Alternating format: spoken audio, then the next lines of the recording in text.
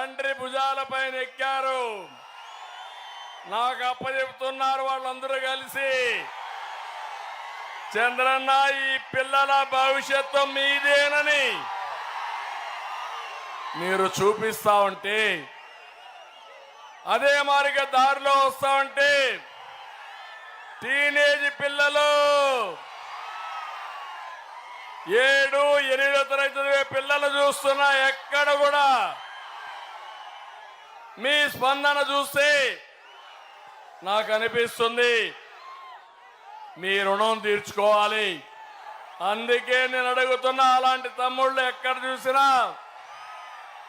ఇంకా 2 తమ్ముళ్ళ సహాయంతో వాళ్ళ భుజాల మీద ఎక్కి సర్కస్ చేసే పరిస్థితి వచ్చారంటే అది మీ అభిమానం.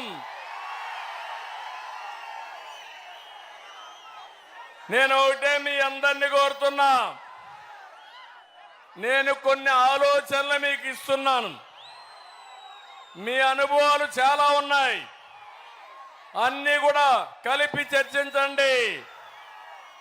తమిళ్లో ఎవ్రీడే మాట్లాడుతున్నాడు ముఖ్యమంత్రి, బటన్ నొక్కా బాగానే ఉంది నీ రాగం. బటన్ నొక్కింది ఎంత, మీ దగ్గర బొక్కింది ఎంత, తాను నొక్కింది ఎంతో సమాధానం చెప్పే ధైర్యం ఉందా అని అడుగుతున్నా. చెప్పాలనా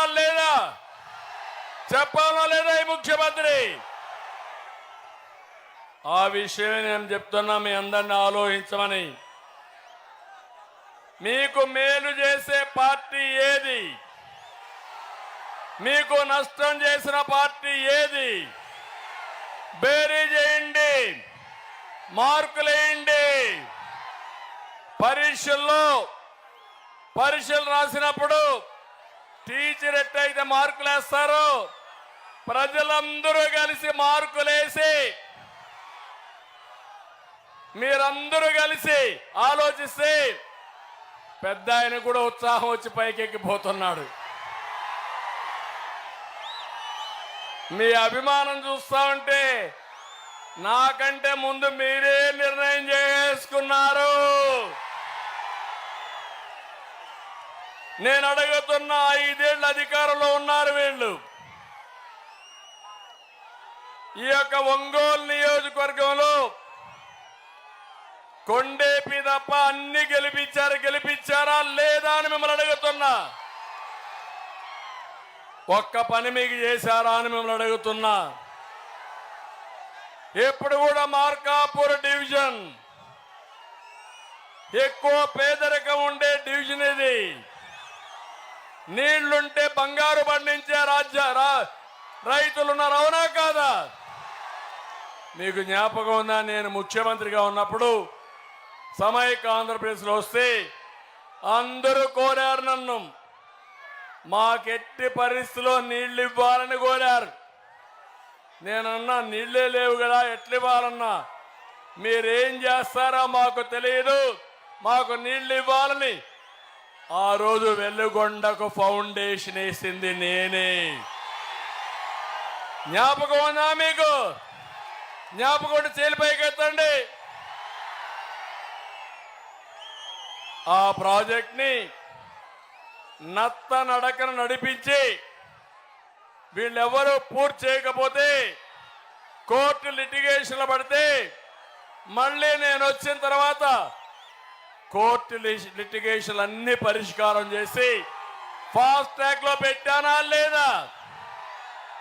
తెలుగుదేశం అధికారంలో ఉండుంటే 2020కే మీకు నీళ్లు వచ్చేటివి.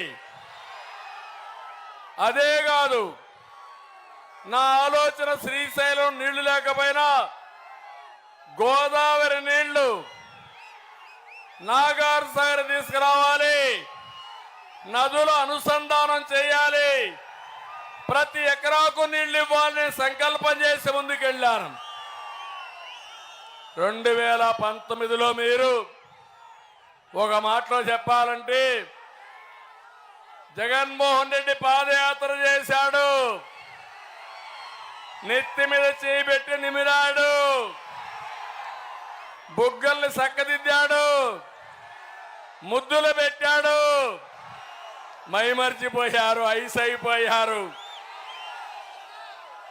ఇప్పుడు 5 ఏళ్లు చూశారు. ఏం తమ్ముళ్ళు, గుద్దులే గుద్దులు. అవునా కాదా? బాధుడు, ఇంకొక కేసులే కేసులు. అందుకే అడుగుతున్నా, ఈరోజు మీరందరూ కలవండి. ఈ పశ్చిమ తాలూకాల్లో మీరు చూస్తే ఈ ప్రాజెక్ట్ వచ్చుంటే 15 లక్షల మందికి తాగునీరు, దగ్గర 4,50,000 ఎకరాలకు సాగునీరు వచ్చేది. అదే మాదిరిగా ఈ ప్రాజెక్టు కోసం నేను అన్ని విధాలా ప్రయత్నం చేశాను. కానీ ఆ రోజు డబ్బులకు కక్కుర్తిపడి కాంట్రాక్ట్ని మార్చి ఈరోజు మొత్తం డిలే చేసే పరిస్థితికి వచ్చాడు. ఆ రోజుకి 80% పూర్తి చేశాను.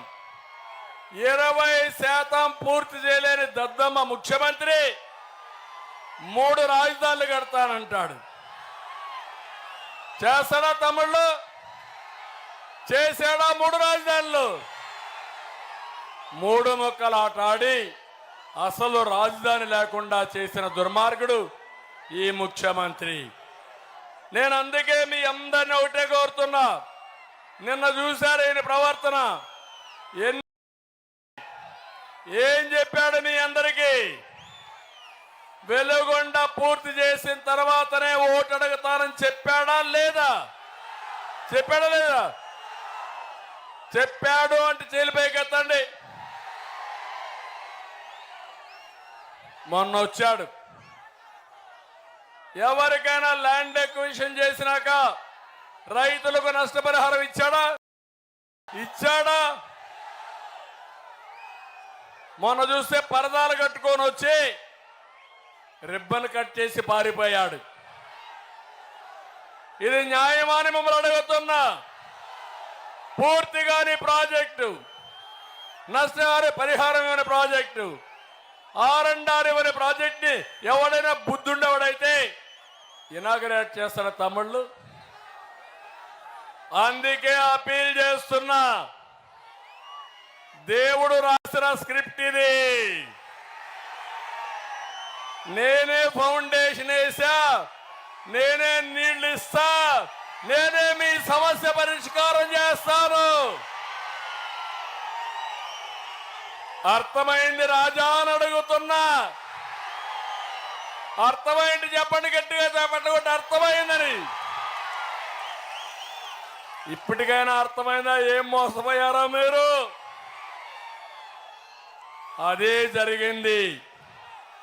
అందుకే చెప్తున్నా, ఆ నీరు తీసుకొస్తా, మీరందరూ ఆశీర్వదించండి. నదుల అనుసంధానం చేయాలని ముందుకు పోతే పోలవరం 72% పూర్తి చేశాను.